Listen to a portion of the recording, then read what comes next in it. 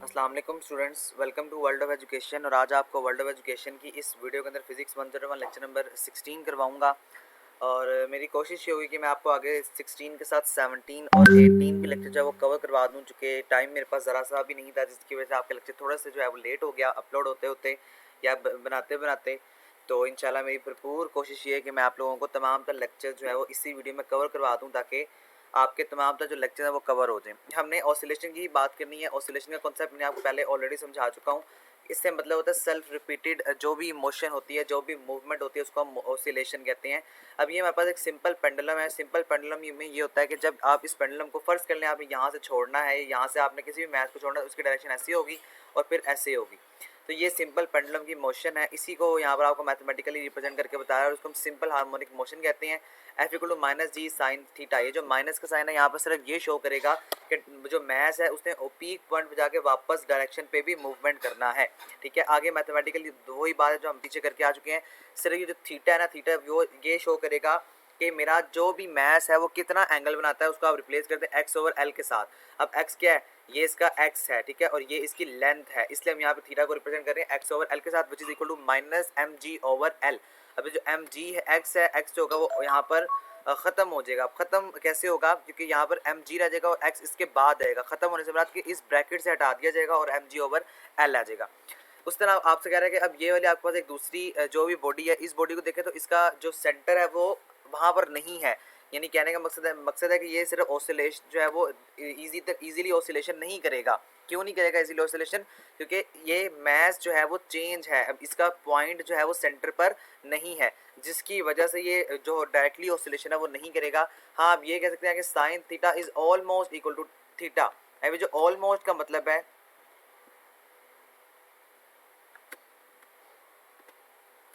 Okay, almost का मतलब यहाँ पर ये होगा कि हमारे पास ये इसके बराबर बराबर है। ठीक है, अब आप इसका डबल डेरिवेटिव ले लें। सिंपल सी बात है, जो हम पीछे ऑलरेडी करते हुए आए हैं, उसी इक्वेशन का बस आपने डबल डेरिवेटिव लेना है। बाकी तमाम तरह एक्सप्लेनेशन मैंने आपको ऑरली समझा दी है, वही बात आपको यहाँ पे बार बार बता रहा है। अब आपसे वो कह रहा है कि अब आप फर्ज कर लें, क्या चीज़ अब आपने फर्ज करनी है, ओके, फर्ज कर लें जी आप यहाँ पे कि suppose you have to put the pivot. Pivot किसे कहते हैं, वो जो पॉइंट होता है, जिस तरह ये एक है ना, तो इसके यहाँ से इसके साथ ये इसका पिवट है, यानी कि जिसके साथ ये मैच हैंग हुआ है, that is called the pivot. कह रहा है कि अगर पॉइंट पी जो पिवट है which is distance L, L distance के साथ from the centre of mass of irregular object.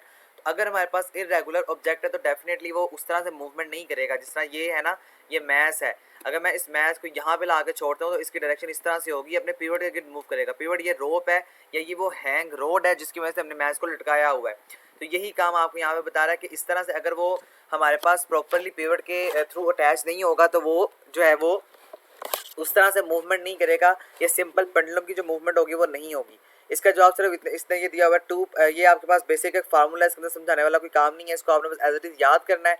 2 pi over, अब ये जो एल है ना, इसको यहाँ पर 1/mg के बराबर रखा हुआ है। 1/mg, आई ओवर एम जी का मतलब, सॉरी 1 नहीं आई है, आई ओवर एम जी का मतलब यहाँ पर ये होगा कि यहाँ पर हमारे पास जो है वो पिवट के मुख्तलिफ पॉइंट्स मौजूद हैं। और ये एट द एंड जो आपको बता रहा है कि एल इक्वल टू 1/mg, इसी चीज़ को इसने यहाँ पे इस वैल्यू के अंदर जो है वो पुट किया हुआ है, आपके पास आंसर आ जाएगा। और ये सेंटर ऑफ ग्रेनेशंस है। ठीक है, आगे देखिए आपके सिंपल एक न्यूमेरिकल है जिसके अंदर हमें 2 हार्मोनिक इक्वेशंस को जो है वो ऐड करना है।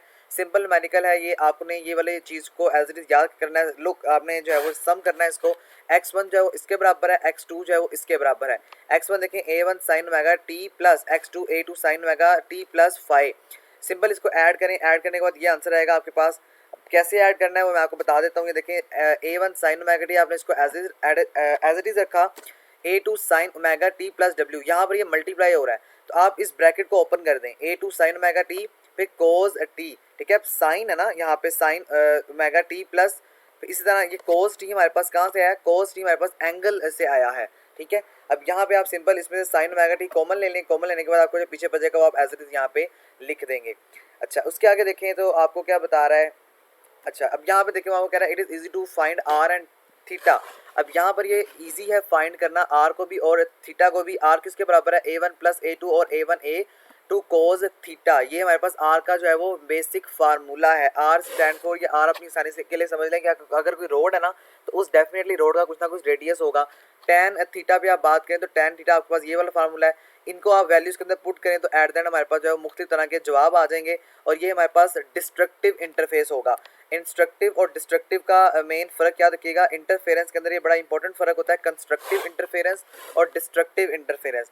कंस्ट्रक्टिव इंटरफेरेंस जो होती है वो इंटरफेरेंस होती है जिसके अंदर हम ये कहते हैं कि जब दो फेजेस एक ही होंगे, यानी दो वेव्स एक ही फेज में होंगी तो वो कंस्ट्रक्टिव है।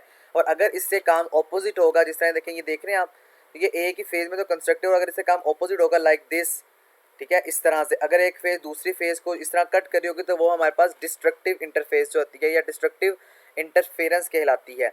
ओके, उसके आगे देखिए आपको कह रहा है सपोज कर लें a sin omega t and y equal to b sin omega t plus 5। There are two independent motion, ये दो इंडिपेंडेंट मोशन है और आप इसको इस तरह से भी लिख सकते हैं। सिंपल ये मैथमेटिक्स के फार्मूलाज हैं, इसके अंदर इसमें आपको बताने वाला कोई काम भी जो है वो नहीं है। बेसिक आपने सिर्फ अपने कॉन्सेप्ट को कवर करना है, बाकी आपके पेपर में यहाँ से फार्मूला आ सकता है एमसीक्यूज के पॉइंट ऑफ व्यू से। बाकी इंशाल्लाह जब मैं आपको तैयारी करवाऊंगा उसके अंदर आपको मजीद चीज़ें मजीद डिक्लेयर करवा दूंगा। अगर डैम्प्ड हार्मोनिक मोशन है, ये कौन सी मोशन होती है? इसके अंदर हम ये कहते हैं जनाब के typically the frictional force due to air resistance. जो फ्रिक्शनल फोर्स होती है एयर रेजिस्टेंस की वजह से, या लिक्विड जो है वो प्रोपोर्शनल होता है to the speed. So suppose कर लें डैम्पिंग फोर्स जो minus B D X over D T के बराबर है वाई नेगेटिव साइन। अब यहाँ पे नेगेटिव साइन क्यों है?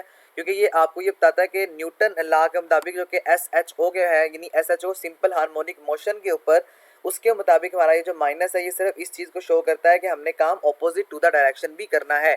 और जब काम ऑपोजिट होगा तो डेफिनेटली वहाँ पर हमारे पास जो मुख्तलिफ मोशंस हैं या जो हमारे पास नेगेटिव साइन है वो इंडिकेट होता है। फोर्स ऑसिलेशन और रिजोनेंस। फोर्स ऑसिलेशन का क्या मतलब है?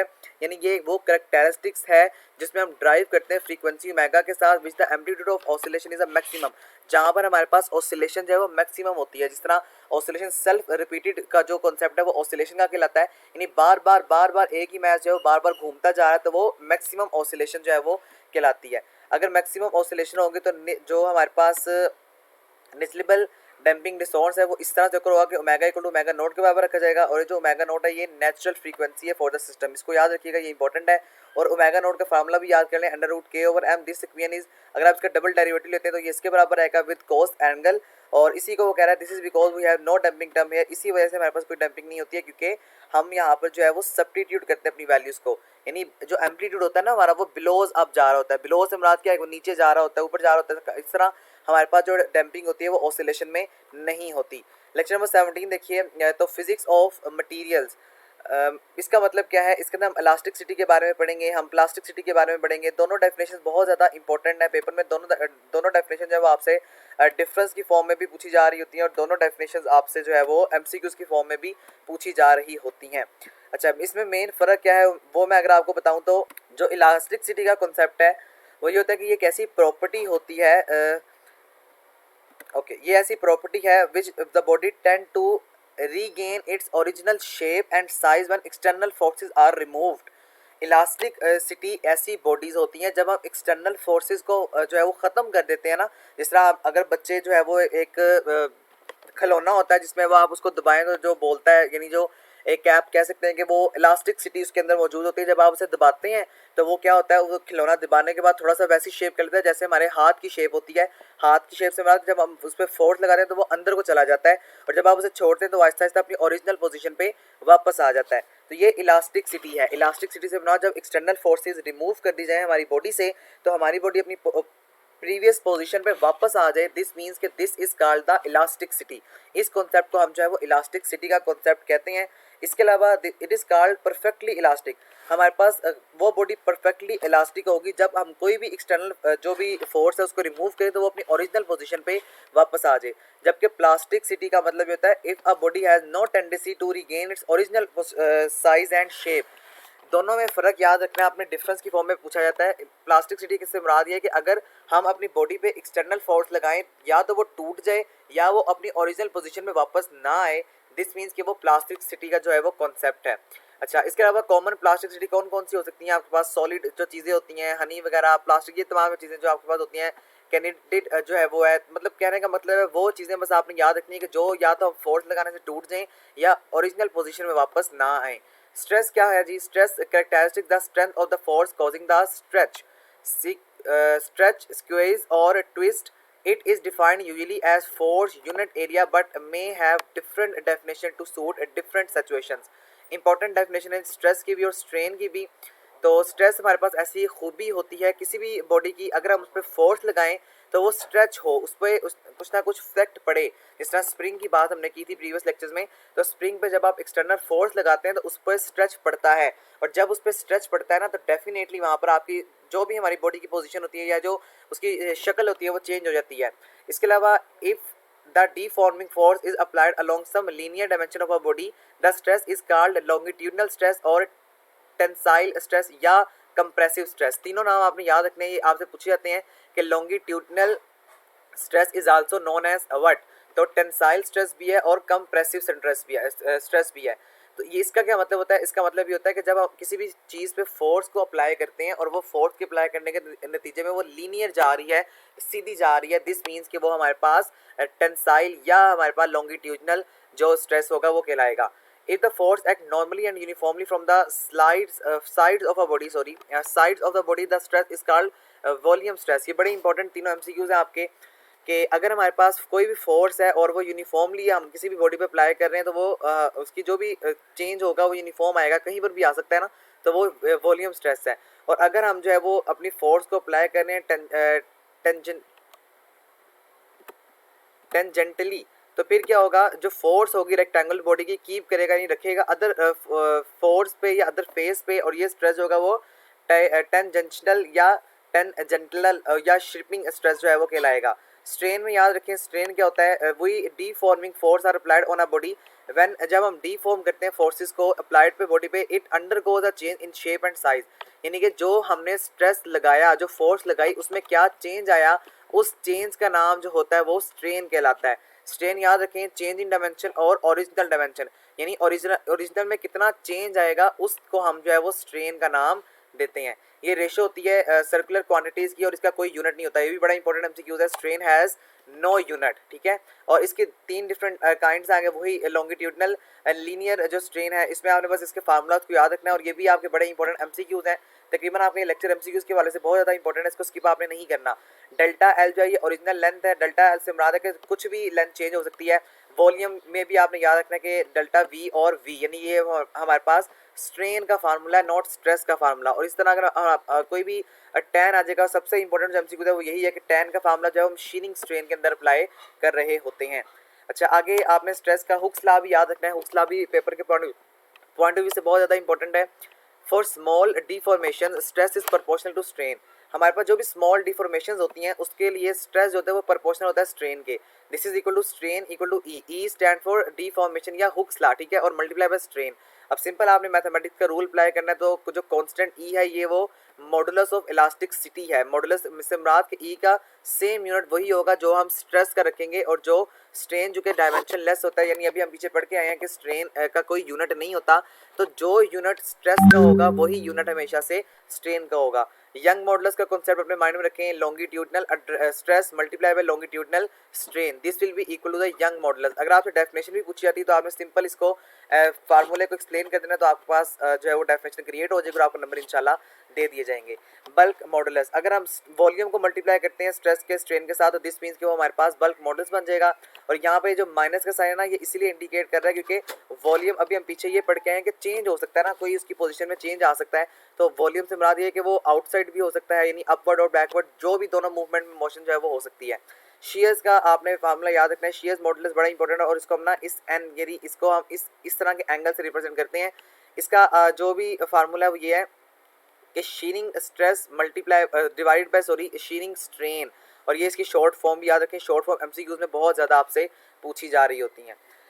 We can calculate the work done in stretching a wire. वो कह रहा है अगर हम किसी भी वायर को स्ट्रेच कर रहे हैं तो हम वहाँ पे अपना वर्क डन करेंगे. Obviously we must do work against the force. हम चूँकि वर्क का क्या हमने कॉन्सेप्ट ये पढ़ा था कि वर्क में हम ये बात करते हैं कि जब हमारे पास किसी भी चीज़ का या कोई भी जो बॉडी है उसके अंदर चेंज आ रहा है, चेंज से मुराद कि उसकी पोजीशन में चेंज आ रहा है, उसने सफ़र तय किया है, उसने वर्क किया, तो वो हमारे पास वर्क होगा.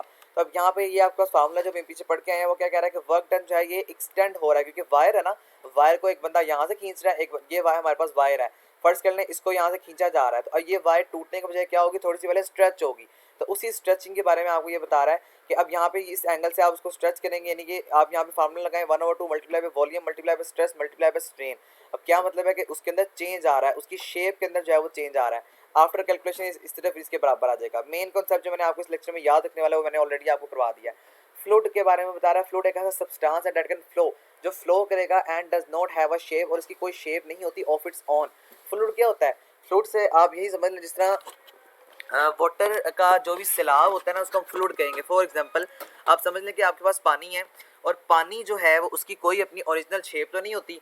अगर आप उसे ग्लास में डालेंगे तो वो ग्लास की शेप इख्तियार कर लेगा। अगर आप उसे किसी मज़ीद चीज़ में डालेंगे जिसकी शेप जो है वो सर्कुलर नहीं है बल्कि रेक्टेंगल है या स्क्वायर है या किसी भी तरह की शेप में आप डालेंगे पानी की, उसी तरह से शेप जो है वो निकल आती है। तो ये हम इसको फ्लूइड कहते हैं। फ्लूइड लिक्विड होता है बेसिकली, और गैसेज आर, देखिए वो क्या कह रहा है, all liquids and gases are fluids, यानी कि तमाम जो लिक्विड्स हैं और जो गैसेज हैं वो फ्लूइड्स हैं। और ये बात याद रखनी है आपने, इनकी कोई भी शेप नहीं होती, इनकी कोई शक्ल नहीं होती है। और जो फ्लूइड है हम इसको, ये नॉन टेंजिबल है, हम इसको जो है वो टच नहीं कर सकते। जिस तरह पानी है ना, अब पानी को आप टच कर सकते हैं लेकिन जो गैसेज हैं इनको हम टच नहीं कर सकते हैं। उसके आगे आपको बता रहा है जो नॉर्मल फोर्स है पर यूनिट एरिया की वो प्रेशर है। प्रेशर से क्या मुराद है, ये इसी से मुराद समझ लें कि अगर मैं एक बैलून को जो है वो फुला रहा हूँ, उस बैलून को मैं एकदम से छोड़ता हूँ तो वो उस बैलून में जो हवा मैंने फिल की हुई है अब उसको ऑपोजिट टू द ग्रेविटी काम करना है, वो जल्दी से बाहर आएगी। तो उसी नतीजे में जब तक वो बाहर आएगी मेरा बैलून इधर उधर उड़ता रहेगा, नीचे ज़मीन पर नहीं आएगा, क्योंकि वो फोर्स लगा रहा है, प्रेशर लगा रहा है। और वो प्रेशर किसके अगेंस्ट लगा रहा है, ग्रेविटेशनल फोर्स के। जब तक वो उसके अंदर एयर रहेगी तब तक वो उड़ता रहेगा, जब एयर ख़त्म हो जाएगी तो वो definitely due to gravitational force जो है वो नीचे आ जाएगा। यही बात इसने आपको यहाँ पे समझाने की कोशिश की हुई है अकॉर्डिंग टू मैथमेटिक्स। उसके आगे पास्कल का प्रिंसिपल देखते हैं जी। Pressure apply to the enclosed fluid is transmitted to every position of the fluid and to the walls of the containing vessel. वो कह रहा है कि पास्कल के प्रिंसिपल के मुताबिक हमें ये बात करनी है या हम ये बात जानते हैं कि हमारे पास जो इनक्लोज्ड फ्लूइड होता है वो ट्रांसमिटेड होता है हर पोर्शन पे फ्लूइड के and to wall of the containing vessel. यानी कि आप फर्ज कर लें कि अगर मेरे पास एक फ्लूइड का कंटेनर है और उसमें पानी मैंने भरा हुआ है तो वो पानी हर जगह इक्वल होगा। ऐसा नहीं होगा कि एक पॉइंट पे ज़्यादा है एक पॉइंट पे कम है, अगर मेरे पास जगह इक्वल है तो। अच्छा, अब यहाँ पे इसको अगर मैथमेटिकली रिप्रेजेंट करें तो ये क्या है, P = P एक्सटर्नल प्लस रो जी एच। ये जो आपको यहाँ पे P लगा साइन नजर आ रहा है इसको हम रो कहते हैं। अब ये इसका क्या है, ये इसका प्रेशर है, ठीक है। रो जो है एक्सटर्नल इसका प्रेशर है, और इसके अलावा ये जो डेल्टा P है दिस मीन्स कि थोड़ा सा चेंज कभी भी चेंज हो सकता है ड्यू टू ग्रेविटेशनल फोर्स या ड्यू टू फ्रिक्शन या ड्यू टू अदर फोर्सेज। तो ये हमारे पास प्रेशर का मेन कॉन्सेप्ट है, इस फार्मूले को बस आपने याद रखना है। बस यहाँ तक हम करेंगे इंशाल्लाह। नेक्स्ट लेक्चर में एज सुन एज पॉसिबल आपके लिए अपलोड कर दूंगा। 2 लेक्चर्स अपलोड किए हैं। कहने का मकसद है तो ये थोड़ा इंपॉर्टेंट है, ये जो भी वाला लेक्चर हमने पढ़ा है तो इसको आपने होपफुली समझ आ चुकी होगी। इसको आपने अपने MCQs के पॉइंट ऑफ व्यू से और शॉर्ट क्वेश्चन के पॉइंट ऑफ व्यू से इसको प्रिपेयर करना है। वीडियो अच्छी लगने पर लाइक और दोस्तों के साथ शेयर जरूर कीजिएगा। बहुत मेहनत लगती है आप लोगों के लिए वीडियो बनाने में, और अगर आप चैनल पर न्यू है तो प्लीज़ सब्सक्राइब कीजिए ताकि आप लोगों को मजीद आने वाली नई वीडियो का नोटिफिकेशन जो मिल सके। बेल आइकन पर लाजमी प्रेस करने के बाद ऑल पर क्लिक किया करें ताकि आपको हर आने वाली नई वीडियो का जो नोटिफिकेशन है वो मिल सके। Thank you so much. अल्लाह हाफिज़।